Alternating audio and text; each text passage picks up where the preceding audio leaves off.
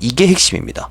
헤드앤숄더 패턴의 성립 그리고 리테스트 반등이 단순하게 리테스트 이후의 추가적인 하락으로 이어진 게 아니라 정말 강한 저항이 발생하는 이 넥라인, 이 104K를 넘어주었다. 그럼 어떻게 생각을 해볼 수가 있을까요? 이 헤드앤숄더 패턴을 만들어주는 과정과 넥라인 이탈이 페이크라는 겁니다. 이 넥라인 이탈이 페이크라는 거예요.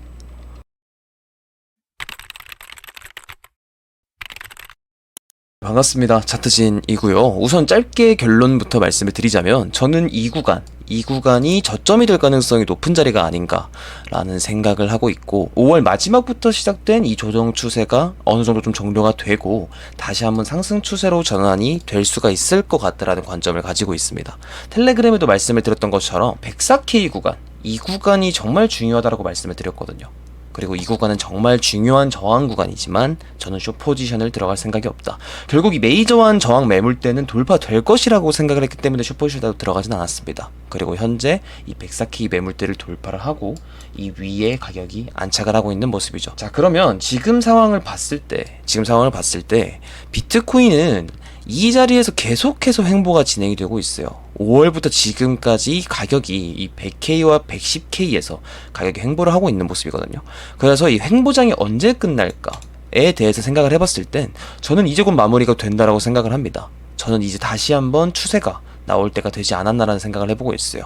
자, 그러면 제 생각을 전달드리기 전에 아래에 있는 구독 버튼 한 번씩만 꼭 눌러주시면 정말 감사하겠습니다. 그리고 텔레그램에서 매일 실시간 관점을 업로드를 해드리고 있으니까요.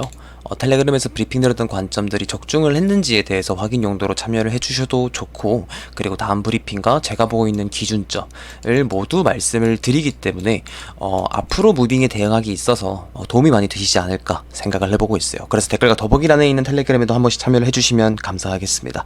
네, 그러면 서론은 여기까지 하고 관점 바로 시작해보도록 할게요. 자, 그러면 왜 한 달간 진행이 된 조정 추세가 끝이 나고 곧 추세가 나올 거다 라고 생각을 하냐에 대해서 먼저 좀 말씀을 드릴 건데요. 간단합니다. 하나의 패턴이 완성이 되었고 리테스트까지 끝났어요. 그러니까 이런 패턴이라는 게 결국 횡보예요. 추세가 발산이 되고 나서 힘이 약해지는 과정에서 뭐 삼각수렴이 발생을 할 수도 있고 헤드앤숄더 패턴이 발생을 할 수가 있죠. 그리고 나서 패턴이 완성이 되고 난 이후에 추세가 발산이 되는 편입니다. 자, 그러면 4월 말부터 시작된 지금 이 상승 추세가 이어지다가 5월 말부터 하나의 패턴을 만들어주면서 횡보를 하기 시작을 했는데 어떤 패턴을 만들었죠? 여러분이 봤을 때 어떤 패턴이 보이시나요? 자, 왼쪽 어깨, 머리, 그리고 오른쪽 어깨를 만들어 주었으니까 이 패턴은 헤드앤숄더 패턴이라고 볼 수가 있겠죠. 자, 여기서 넥라인을 이탈을 했으니까 이 헤드앤숄더 패턴은 성립이 됐겠죠. 그리고 나서 다시 반등을 하는 과정에서 이 상승이 넥라인의 저항을 다시 넘었어요. 이게 핵심입니다. 헤드앤숄더 패턴의 성립 그리고 리테스트 반등이 단순하게 리테스트 이후의 추가적인 하락으로 이어진 게 아니라 정말 강한 저항이 발생하는 이 넥라인, 이 104K를 넘어주었다. 그럼 어떻게 생각을 해볼 수가 있을까요? 이 헤드앤숄더 패턴을 만들어주는 과정과 넥라인 이탈이 페이크라는 겁니다. 이 넥라인 이탈이 페이크라는 거예요. 헤드앤숄더 패턴은 대표적으로 상승 추세에서 하락 추세로 전환이 될 때 많이 나타나는 패턴이에요. 그리고 이 지지 라인을 이탈을 하게 되면 이 넥라인에서는 강한 저항을 맞고 하락을 하는 게 일반적으로 헤드앤숄더 패턴입니다. 자, 오른쪽 어깨에서 이 패턴 넥라인을 이탈을 했잖아요. 그리고 그 과정에서 볼륨이 실렸고, 그런데 어때요? 올리는 과정에서 다시 볼륨이 또 실려 있어요. 자, 여러분이 아시는 패턴 이탈 후의 리테스트, 이 리테스트라는 게 말 그대로 이 저항을 다시 리테스트를 하러 가는 거예요. 패턴은 끝났고 여기를 다시 돌파를 하는지를 테스트를 해보고 나서 돌파를 하는 힘이 없다라고 판단이 되었을 때 가격이 추가적으로 빠지게 되는 겁니다. 그럼 특징이 뭘까요? 이 리테스트 상승은 힘이 없어요. 힘이 없는 상승이 나와주게 되면 저는 이 자리에서 리테스트구나 라고 생각을 했을 겁니다. 그리고 이런 자리는 숏포지션 타점이 됐겠죠. 그런데 그게 아니라 보면 하락 이탈 이후에 말아 올리는 과정에서 매수세가 붙었습니다. 보이시죠? 그럼 이걸 보고 어떻게 생각을 할 수가 있느냐?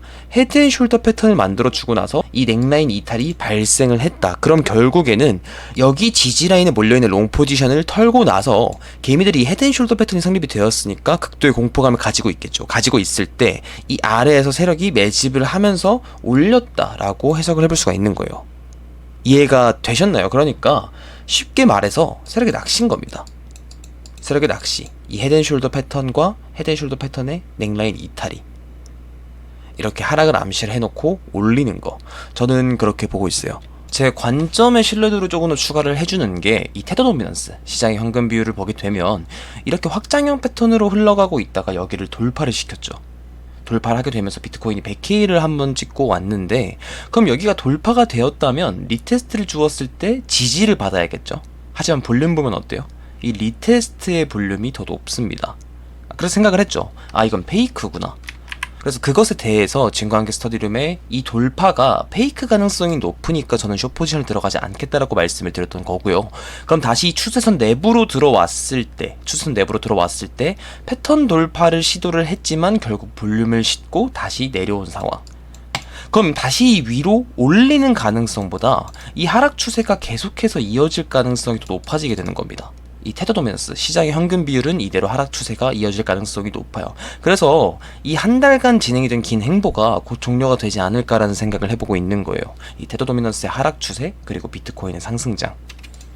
그래서 개인적으로 생각을 했을 때 테더 도미넌스에서 나온 이 페이크, 그렇다면 이 패턴의 하단을 테스트하러 가기만 해도 전고점을 돌파를 해주는 겁니다. 그래서 말씀을 드렸다시피 저는 비트코인이 112K가 고점이라고 생각을 하진 않아요. 다만 제가 생각을 했을 때 정말 강한 조정이 나올 수 있는 타이밍이 어디냐라고 하게 되면 여기입니다. 이 테더 도미넌스가 4.2% 구간에 도달을 했을 때, 제가 이 추세선은 신뢰도가 정말 높은 지지선이라고 말씀을 드렸죠. 7년 동안 이 추세선은 단 한 번도 깨진 적이 없고, 그리고 이 추세선에 닿을 때마다 비트코인은 하락장이 왔다. 그래서 7년 동안 계속해서 지지를 받았던 이 추세선이 과연 쉽게 뚫릴 것인가에 대해서는 저는 아니라고 생각을 하거든요. 다만 결국에는 올해 하반기에는 뚫릴 거라고 생각을 해요. 올해 하반기에는 이 추세선이 뚫릴 거라고 생각을 하지만 트럼프 당선에도 돌파를 실패했던 이 신뢰도가 높은 지지 라인을 지금 당장 돌파를 시켜버리기에는 어려움이 있을 것 같고, 최소한 이런 횡보 기간을 좀 거치는 기간이 필요하지 않을까라는 생각입니다. 그래서 제가 숏 포지션을 좀 도전을 해보게 되는 구간은 이 현금 비율이 상승을 할 수 있는 이런 테더 도미넌스의 4.2% 구간이고요. 그 전까지, 이 구간까지 도달을 하기 그 전까지는 숏 버튼을 빼고 보려고 하고 있어요. 네, 그래서 제가 생각을 했을 때는 저는 전저점 이탈이 나오기 전까지는 계속해서 비트코인 롱 포지션과 이더리움을 모아볼 생각입니다. 여기서 만약에 이렇게 하락이 나온다라고 해도 헤드앤숄더 패턴의 넥라인은 돌파가 되었기 때문에 해당 구간은 지지 라인으로 바뀌었어요. 그래서 지금이 되게 공포스러운 구간인가? 에 대해서는 저는 아니라고 생각을 하고, 페이크까지 나온 상황이기 때문에 상승에 대한 가능성은 더욱 높아졌다라고 생각을 합니다. 다만 최악의 상황을 고려를 해봤을 때 여기서 수렴하는 게 가장 최악이기는 하거든요. 이 106K를 넘지 못하게 된다면 지금 구간은 이 추세에 대한 0.886 되돌림 구간을 한번 찍어준 상태죠. 그러면 여기를 못 넘게 된다. 그랬을 때 이 상승 추세에 대한 0.786 혹은 0.886 되돌림, 이 구간까지도 사실은 열어두셔야 돼요. 다만 저는 이 전저점을 이탈하지 않는 선에서는 다음 상승 추세를 노리는 매집을 계속해서 할 거기 때문에 제 관점상 여기를 이탈하지 않는 이상 무서워할 필요가 없을 것 같다라는 말씀을 드리고 싶은 겁니다. 다만 갭이 크기 때문에 당연히 리스크 관리는 해야겠죠. 그것에 대해서는 좀 강조를 드리고 싶고, 저는 현재 상황이 나쁘다고 생각은 안 하고 있고 오히려 좋은 상황이라고 생각을 해요. 여기서 한 번에 페이크가 나온 게. 하지만 이미 많이 올라버린 시점에서 이러한 하락이 나와 버렸기 때문에 많은 사람들이 걱정은 하시겠죠. 당연한 거거든요. 그래서 제가 항상 말씀을 드리는 것 중에 하나가 기준점을 가져야 된다라는 거예요. 기준점.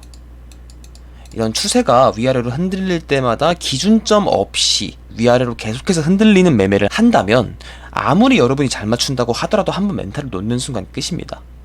결국에는 기준점을 잡아야 되고 그 기준점을 잡는 방법을 아셔야 돼요. 그래야 단기적인 무빙에도 흔들리지 않을 수가 있습니다. 그럼 제가 보고 있는 기준점은 뭘까요? 이번 영상에서 해당 구간이 저점일 것 같은 이유 설명드렸죠. 그리고 헤드앤숄더 패턴의 넥라인을 다시 재돌파한 상황. 그럼 여기는 지지 라인이 되겠죠. 그리고 여기 0.886 되돌림 구간을 넘지 못했을 때의 삼각수렴. 그럼 다시 여기를 내려와서 여기를 이탈시켜 버린다면 제가 지금까지 말씀을 드렸던 근거들이 모두 틀리게 되는 거예요. 그럼 저는 여기가 이탈이 발생하게 된다면 저는 스탑이 나갈 겁니다. 하지만 여기 이탈하지 않는 이상은 제가 보고 있는 상승 관점이 아직 폐기가 되지 않은 상황이기 때문에 저는 오히려 좋은 매수 타점을 준다라고 생각을 할. 그래서 그 상황에서 다시 올랐을 때 리턴은 훨씬 더 클 거고요. 그래서 여러분이 이러한 최소한 기준점은 가지고 매매를 하셨으면 좋겠어요. 그래야 앞으로 여러분이 어떠한 악독한 무빙에도 잘 대응을 하실 수가 있고, 버는 것보다 지키는 것이 우선입니다. 그래야 벌 수가 있어요. 그리고 지금 제가 말씀드리고 있는 이런 기준점은 방패가 되어줄 거고요. 그리고 저는 이런 저점 구간을 이탈하지 않는 선에서 결국엔 헤드앤숄더 페이크가 나온 상황이기 때문에 상승 추세가 시작이 되면서 1차적으로는 이런 저항 라인들, 이런 108K 같은 저항 라인을 돌파를 하고 결국에는 이 구간, 이 전고점을 넘는 상승을 바라보고 있다가 이번 영상의 결론이 되겠습니다. 네, 도움이 되셨으면 좋겠고요. 실시간 관점은 텔레그램에서 남겨드리고 있으니까 댓글과 더보기란에 있는 텔레그램에도 한 번씩 참여를 해주셨으면 좋겠습니다. 이번 영상이 도움이 되셨다면 구독과 좋아요 그리고 알림 설정 한 번씩 꼭 남겨주시면 감사드리겠습니다. 네, 지금까지 차트진이었습니다.